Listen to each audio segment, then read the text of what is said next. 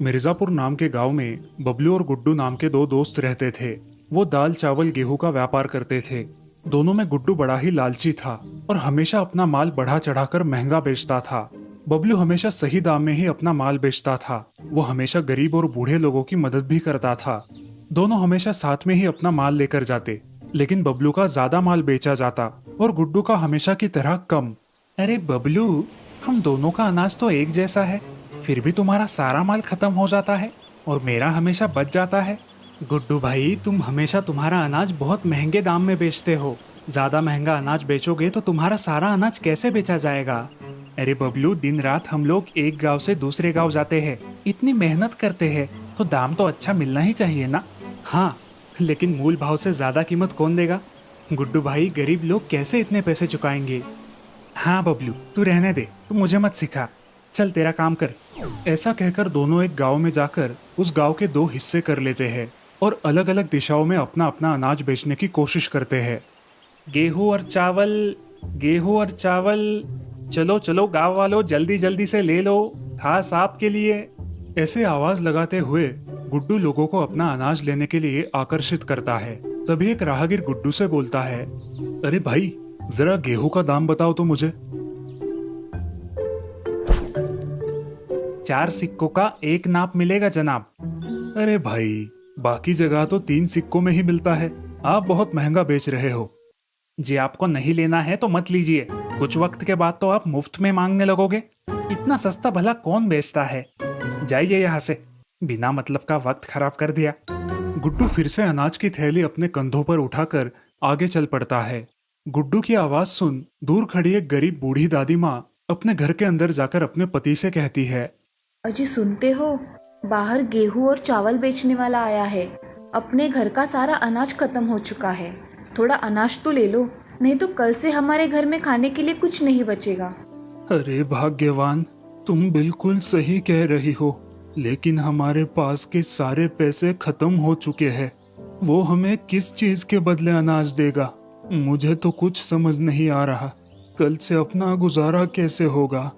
जी, हमारे घर में आपके पिताजी की एक बहुत पुरानी थाली है, शायद ही उसके बदले हमें थोड़ा सा अनाज मिल जाए। तब तक हमारा बेटा भी शहर से लौट आएगा, उतने दिनों तक का गुजारा करने लायक ही सही कुछ अनाज हमें मिले तो भी बहुत है। ठीक है, चलो उससे बात करके देखते हैं। दादाजी घर के सामने से जा रहे गुड्डू को बुला लेते हैं और उससे कहते हैं, अरे बेटा, हमारे पास तुम्हें देने के लिए कुछ भी नहीं है सिवाय इस पुरानी थाली के। क्या तुम इस थाली के बदले में कुछ अनाज दोगे बेटा? बहुत मेहरबानी होगी। गुड्डू वो मैली खराब थाली देखता है और बोलता है, अरे बाबा जी, इस थाली के बदले तो एक मुट्ठी भी अनाज नहीं आएगा। कितनी मैली और पुरानी थाली है, ये मेरे किसी काम की नहीं, फिर भी एक बार देख लेता हूँ। गुड्डू उस थाली को पीछे से थोड़ा घिसकर देखता है, तब उसे पता चलता है कि वो तो सोने की थाली है। उसके मन में लालच आ जाता है। वो सोचता है कि इससे तो मैं बहुत अमीर हो जाऊंगा, और अगर ये थाली मुझे मुफ्त में मिल सकती है तो अपना अनाज जाया क्यों करूं? अरे नहीं नहीं, ये तो एकदम बेकार और जंग लगी हुई थाली है, इसके बदले में मैं तुम्हें कुछ नहीं दे सकता, ये मेरे किसी काम की नहीं। ऐसा बोलकर गुड्डू उस थाली को दादी के सामने फेंक देता है और वहां से चला जाता है। बेचारे दोनों बूढ़े दादा दादी घर के सामने ही निराश और मायूस होकर बैठ जाते हैं और भगवान को याद करते हैं कि अब उनका गुजारा कैसे होगा। थोड़ी देर बाद बबलू वहां से अनाज की बोरी कंधों पर लेकर पुकारता हुआ आता है।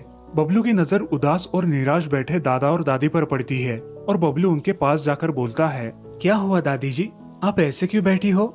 कुछ समस्या है तो आप मुझे बता सकती हो, मैं जितना हो सके आपकी मदद कर दूंगा। बेटा, तुम एक भले आदमी लगते हो। हमारे घर का सारा अनाज खत्म हो चुका है और हमारे पास के सारे पैसे भी।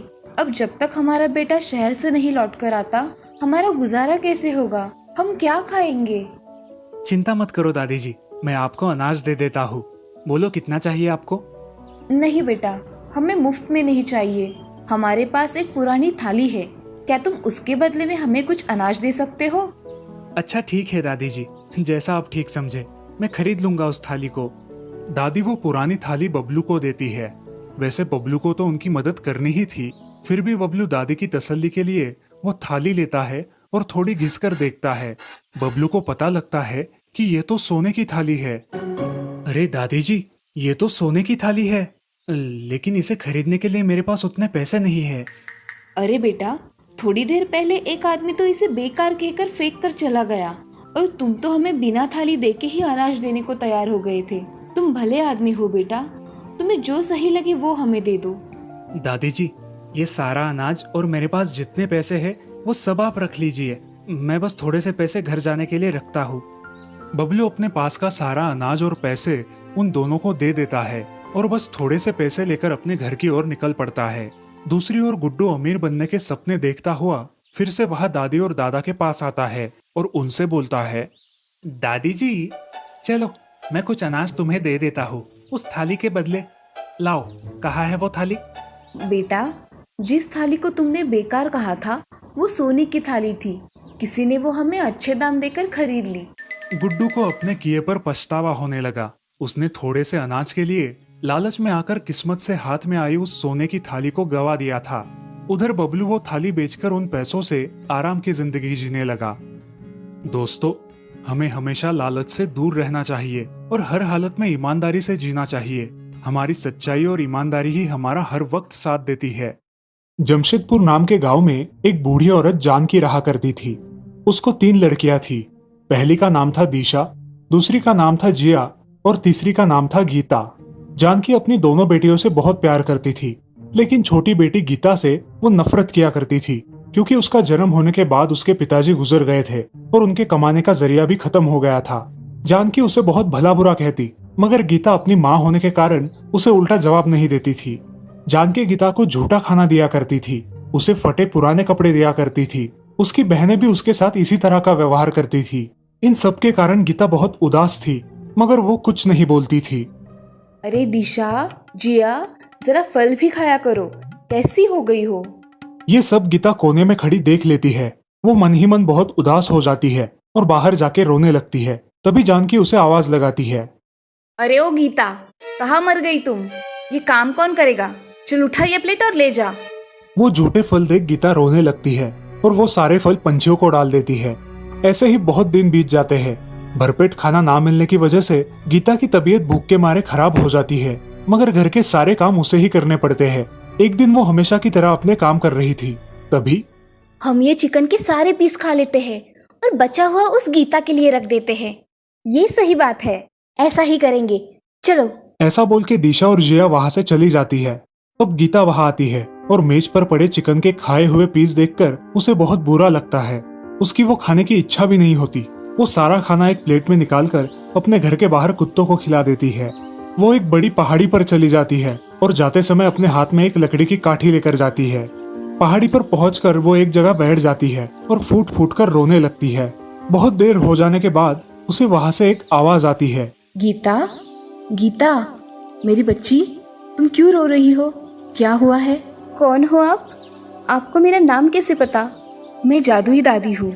मेरे पास जादू है। मैं मेरे जादू से कुछ भी कर सकती हूँ। तुम्हें क्या हुआ है बताओ? जादुई दादी, मेरे घर में माँ और 2 बहनें रहती है। वो मुझसे सौतेलों सा व्यवहार करती है। मैं उनके लिए उनके सारे काम करती हूँ, फिर भी मुझसे वो ऐसा व्यवहार करती है। मैं क्या करूँ? मुझे हमेशा झूठा खाने को देती है। आज भी मैं बहुत भूखी हूँ, मुझे खाना चाहिए। अच्छा, तो ये बात है।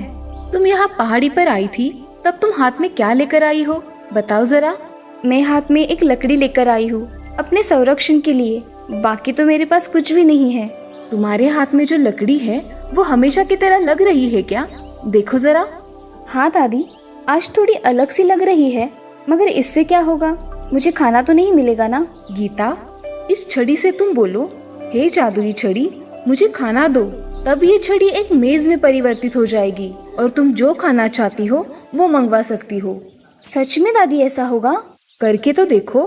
गीता अब उस छड़ी से कहती है, हे जादुई छड़ी, मुझे अभी के अभी चिकन बिरयानी और कुछ मीठे पकवान चाहिए। तभी वो छड़ी एक मेज में बदल जाती है और उसे जो चाहिए वो पकवान वहाँ आ जाते हैं। गीता उस खाने पर टूट पड़ती है और सारा खाना खा डालती है।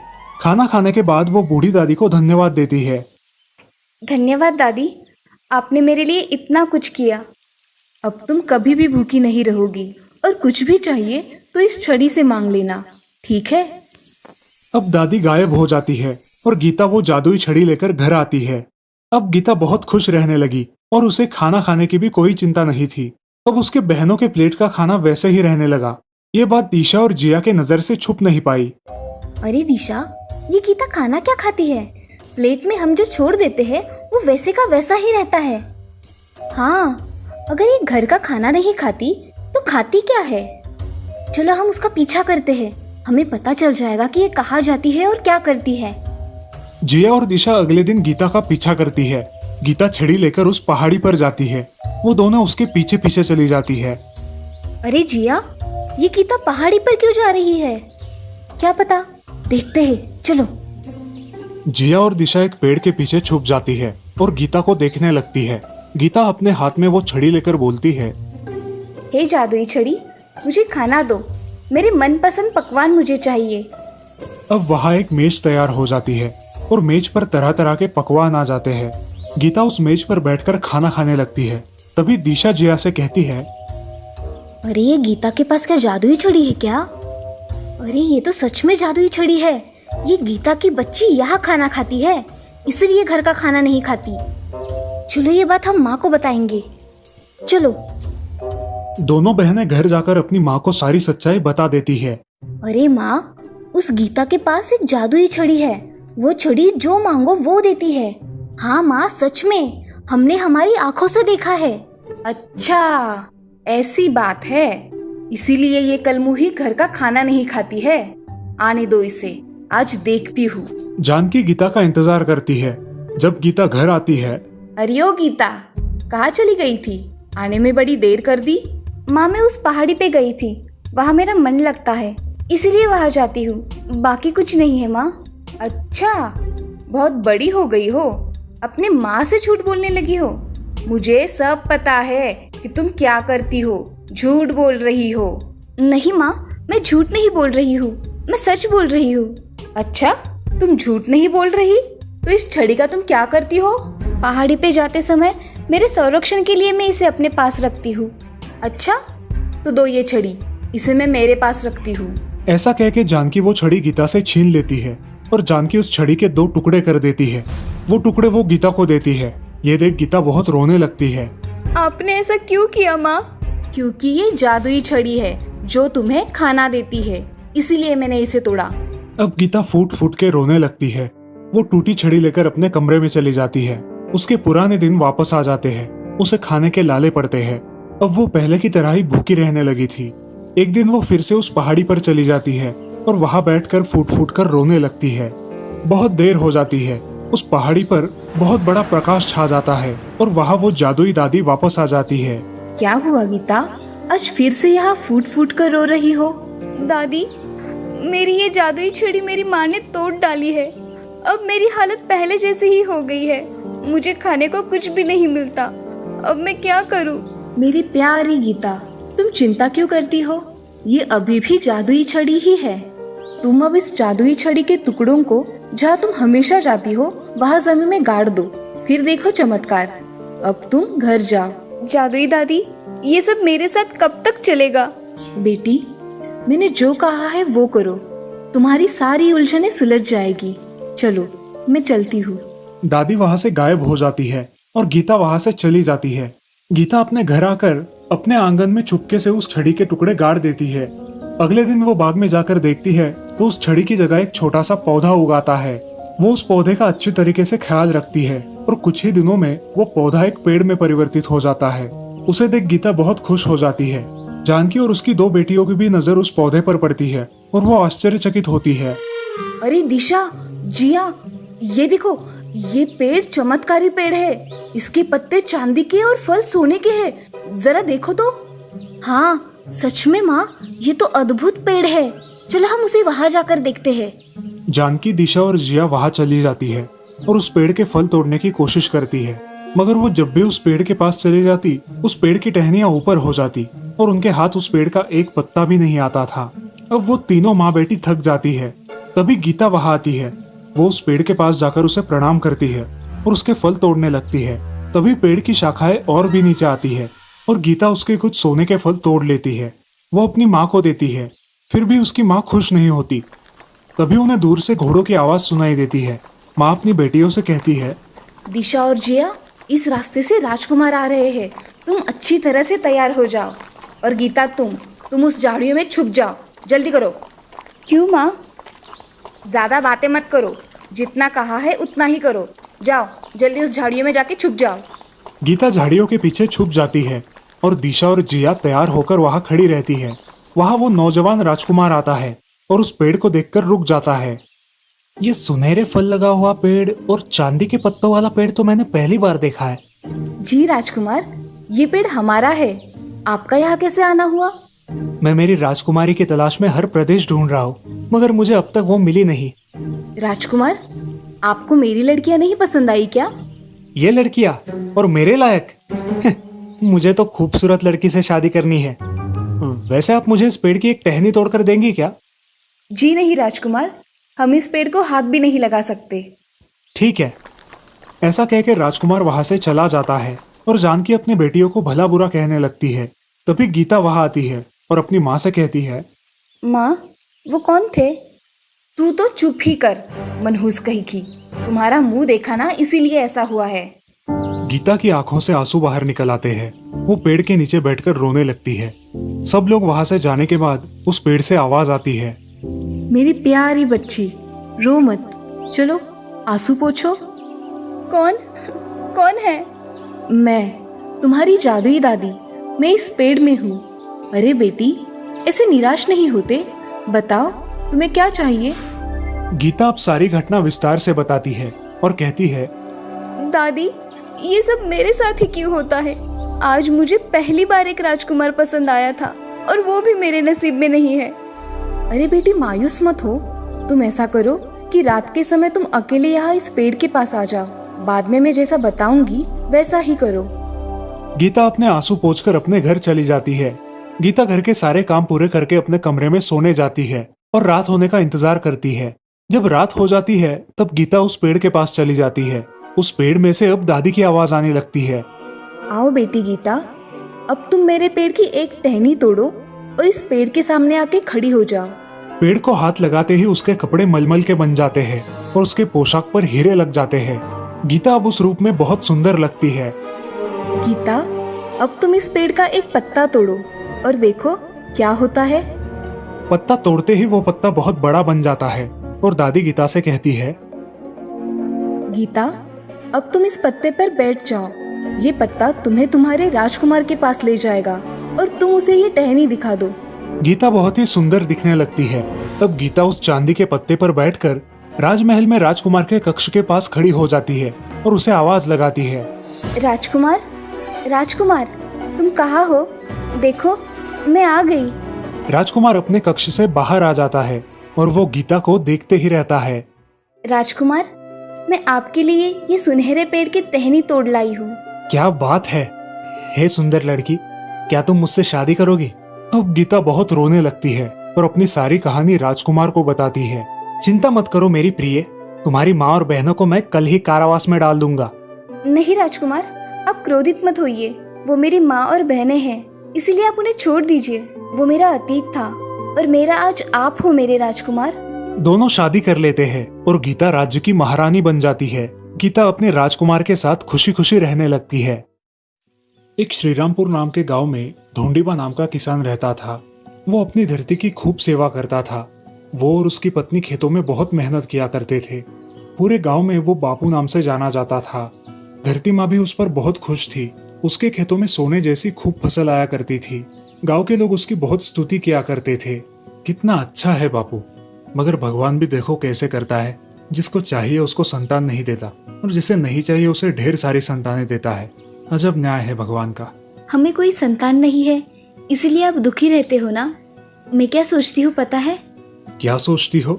अजी, धरती माँ ने उसकी सेवा के लिए हमें चुना होगा, क्योंकि अगर हमें बच्चे हो गए तो उसकी तरफ हम कम ध्यान देंगे।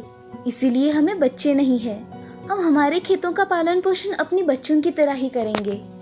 पार्वती और बापू खाना खाकर सो जाते हैं और अगले दिन खेतों में जाकर अपनी जमीन अच्छी तरह से जोतते हैं। ऐसे ही बहुत दिन बीत जाते हैं। उन दोनों पति पत्नियों को कोई संतान नहीं थी। ऐसे ही एक दिन पार्वती को पता चलता है कि वो पेट से है उसकी तबीयत दिन ब दिन बहुत अच्छी हो रही थी, लेकिन ये बात उसने अपने पति को नहीं बताई थी। वो अब दिन भर खुश रहा करती थी और इसी वजह से उसके पति को अच्छी लगने लगी थी। ऐसे ही एक दिन, क्या हुआ पार्वती, दिन ब दिन बहुत मोटी हो रही हो, क्या बात है? अजी कुछ नहीं, वो अरे बोलो भी। आप पिताजी बनने वाले हो, इसलिए मेरा रंग निखरा हुआ है और मेरी तबीयत भी अच्छी हो गई है। क्या तुम सच कह रही हो? हाँ सच। अजी मुझे हदगिया की फूलों की सब्जी खानी है, आप वो फूल लेकर आओगे? अरे क्यों नहीं, कल ही खेतों से लौटते समय हदगिया के फूल लेकर आऊंगा, ठीक है? हाँ चलेगा। बापू अगले दिन पार्वती के लिए हदगिया के फूल ढूंढते ढूंढते पूरा गांव घूमता है, लेकिन उसे वो कहीं नहीं मिलते। अब वो वन में जाने के बारे में सोचता है और वन में चला जाता है, लेकिन वहां भी उसे वो फूल नहीं मिलते। ऐसे ही वन में वो चल रहा था, तभी उसके आंखों के सामने उसे एक अजीब ही दृश्य दिखाई दिया। उसने देखा कि एक हिरन के साथ एक मुर्गा चल रहा है और साथ ही में एक चिड़िया भी। ये कैसे हो सकता है, हिरन के साथ मुर्गा और चिड़िया? बापू ये सारा दृश्य देखते ही रह गया। तभी वो हिरन उसके सामने आया और उससे बातें करने लगा। अरे क्या देख रहे हो, क्या हुआ है तुम्हें? कुछ नहीं, आपके साथ अलग अलग प्राणी देख के मैं हैरान हूँ। किसान दोस्त, यहाँ कैसे आना हुआ? हदगिया का पेट ढूंढ रहा हूँ, खेतों में नहीं मिला तो सोचा इस जंगल में आके मिल जाएगा हिरन काका। आप मुझे काका मत बुलाइए, मैं आपके दामाद जैसा हूँ। अच्छा ठीक है, मगर मुझे लड़की ही नहीं है तो तुम दामाद कैसे हुए? अरे बापू अब नहीं, मगर 4-5 महीनों में तुम बाप बनने वाले हो। हाँ, मगर तुम्हें कैसे पता? मुझे सब पता है। जब बेटी होगी तो आप मुझे दोगे और बेटा हुआ तो आप रख लेना। अगर ये शर्त मंजूर है तो बताओ, मैं फूल लाकर देता हूँ। चलेगा, अब लाके दे दो। अब बापू के पास दूसरा कोई पर्याय नहीं था, उसने हाँ कर दी।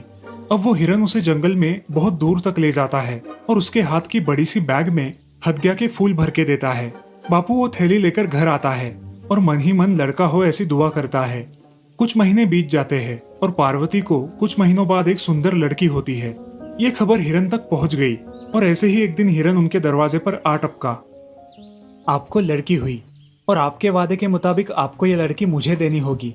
आज मैं उसे लेने आया हूँ। अरे हिरन, मुझे कुछ समय दो अपनी बेटी के साथ। अपनी बेटी के साथ कुछ पल रहने दो। इतने दिनों बाद मेरे घर में कोई बच्चा हुआ है और तुम अभी उसे लेके जाने की बात कर रहे हो। जब बड़ी हो जाएगी तब तुम लेकर जाना। ठीक है, मगर बड़ी हो जाने के बाद उसे मैं ही ले जाऊंगा। बापू निश्चिंत हो जाता है और अपनी बेटी के साथ बहुत मजे से रहने लगता है। उसकी बेटी मेघा अब बड़ी हो गई। उसने उसे खूब पढ़ाया लिखाया। फिर बहुत दिनों के बाद वही हिरन उनके घर वापस आता है, लेकिन इस बार भी बापू हिरन को देख के कोई ना कोई बहाना बना ही लेता है। ससुर जी, अब कोई बहाना नहीं चलेगा, अब आपको आपकी लड़की मुझे देनी ही होगी। अरे हाँ, दे दूंगा, मगर ऐसे कैसे दे दूं? तुम परसों आओ, मैं पंडित जी को बुलाकर तुम दोनों की शादी करवा दूंगा, फिर तुम उसे लेकर जाओ। हिरन खुशी खुशी अपने वन में लौट जाता है और बापू के दिमाग में एक युक्ति आती है। वो पार्वती से कहता है, मैं सोच रहा हूँ कि मेघा को उसकी नानी के घर छोड़ाता हूँ। इससे मेघा का पता उस हिरन को नहीं चलेगा और हमारी मेघा हमारे ही पास रहेगी। चलेगा, ऐसा ही करेंगे। आप उसे उसके नानी के घर छोड़ के आ जाओ। बापू अगले ही दिन अपनी लड़की को लेके सुबह सुबह निकल पड़ता है।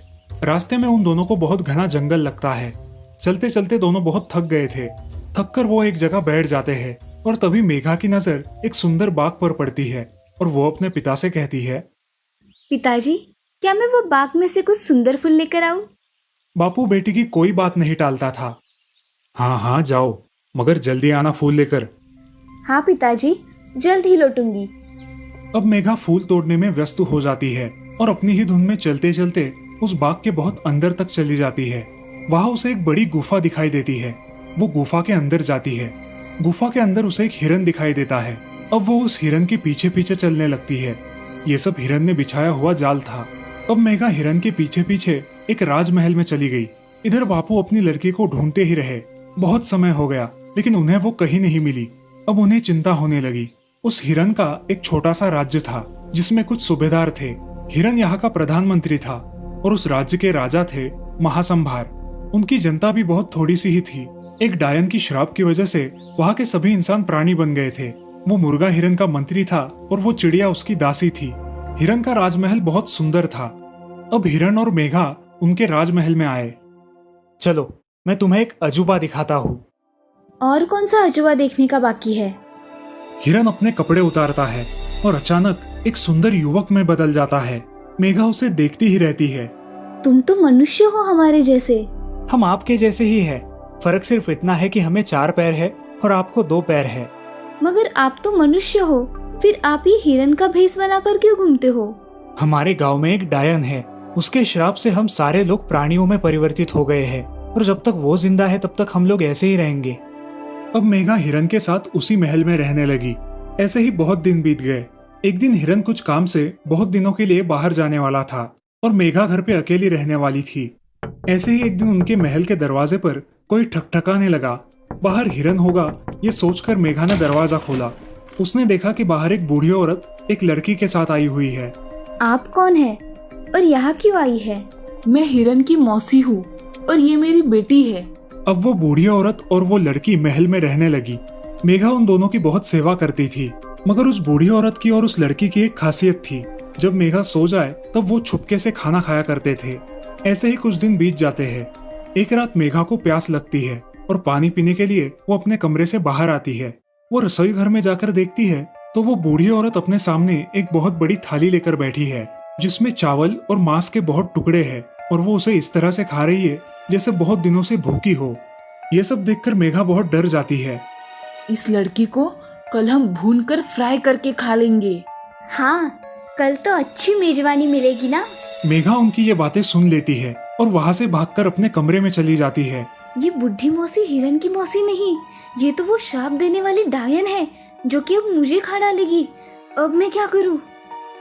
अगले दिन वो बूढ़ी औरत कुछ काम से बाहर जाने वाली होती है और वो उस छोटी लड़की को घर पर ही छोड़कर जाती है। इस लड़की पर ध्यान रखना, कहीं भाग ना पाए। याद है ना, इसे फ्राई करके खाना है। हाँ पता है। मेघा ये बातें सुन लेती है और बहुत चालाकी से अपनी चुनरी बाहर डाल देती है।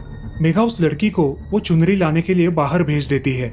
जैसे ही वो लड़की राजमहल के बाहर जाती है, मेघा सारे दरवाजे और खिड़कियां बंद कर लेती है।